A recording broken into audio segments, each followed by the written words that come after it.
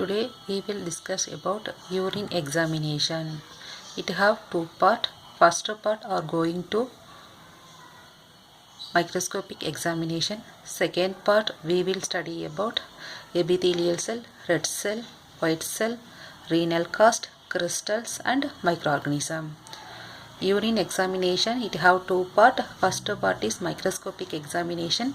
Second part we will study about that epithelial cell, red cell, white cells, renal cast, crystals and microorganism.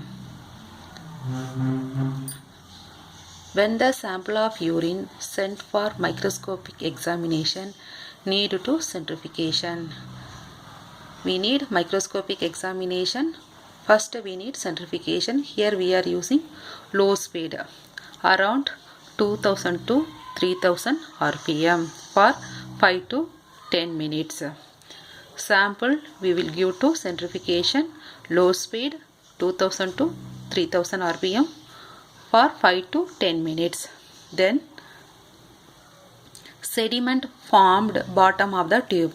Supernatant is not used. That supernatant part we discarded. Sediment part only we are using for microscopic examination. Sediment we placed in a glass slide, then covered with the help of cover slip, then examined under microscopy. How we will do?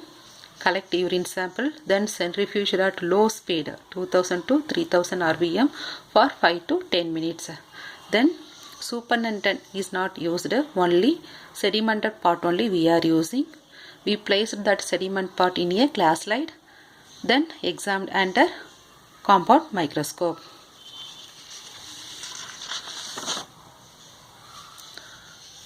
First one is RBC. There are presented in the urine. There are around 0 to 2 cells. Can be seen. More than 2 cells there are pathogenic. They appear color pale yellowish in color. They appear concave and disc-like structure. RBC presented in urine around 0 to 2 cells. More than 2 cells there are pathogenic. They appear bioconcave and disc-like structure. In hypotonic urine, that means diluted urine, RBC swell up. While in hypertonic urine, there are crenated in shape. RBC more than 2 cells means there are pathogenic. They appear bioconcave, disc-like structure. Hypotonic, then that means that diluted urine, RBC swell up. While in hypertonic, there are in crenated in shape. Then we have confusion with WBC, yeast, air bubbles or oil traps. How to clarify the doubt? WBC are larger in size and they have granules. Yeast cells appear round in shape but show budding. Air bubbles and oil drops varied in shape. How to differentiate? WBC larger in size. They have granules. They have nuclei. Neutrophil also presented. Yeast round in shape but they have budding. Air bubbles or oil drops means they varied in shape. This was how we'll differentiate between cells. Now going to hematuria. What is hematuria? Blood in urine. It can arise from the kidney due to glomerular damage, kidney trauma, urinary tract stone or due to urinary tract infection. Hematuria it can rise from the kidney due to glomerular damage, tumor which erode the urinary tract, kidney trauma, urinary tract stone or due to urinary tract infection.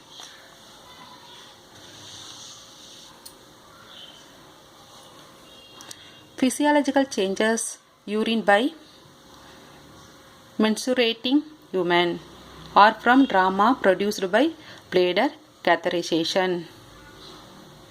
Physiological changes: urine menstruating women or from drama produced by bladder catheterization. Next, going to types of hematuria. It have two different types. It may be cross or microscopic. This hematuria may be cross or microscopic. Cross means we can see red in color. Cross means see blood with naked eye. Microscopic means urine in normal in color but increased number of RBC. With microscopy, by using microscopic only, we will observe that increased number of RBC. Cross we see by our naked eye. Second one is leukocytes. More than 5 to 10 WBC are presented. There are pathogenic.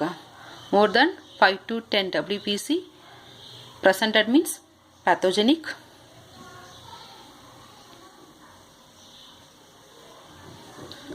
Pyuria refer to the presence of abnormal number of leukocytes that may be appear within the infection of urinary tract, may be glomerulonephritis or pyelonephritis.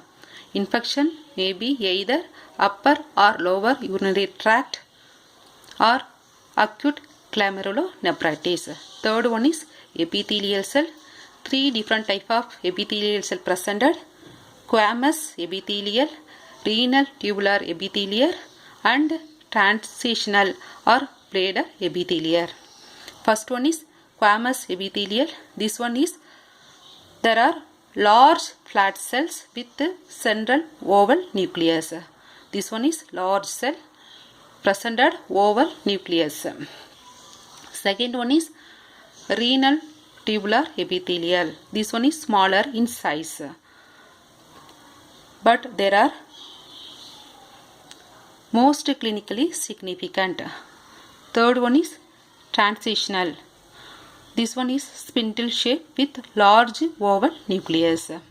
So third one is epithelial cell, squamous epithelial. This one is large cell with central oval nucleus. Second one is renal tubular epithelial, smaller in size but most clinically significant. Third one is transitional epithelial. This one is spindle with large oval nucleus. This video we discussed red cell, white cell and epithelial cell. Next video we will discuss renal cast, crystals and microorganism.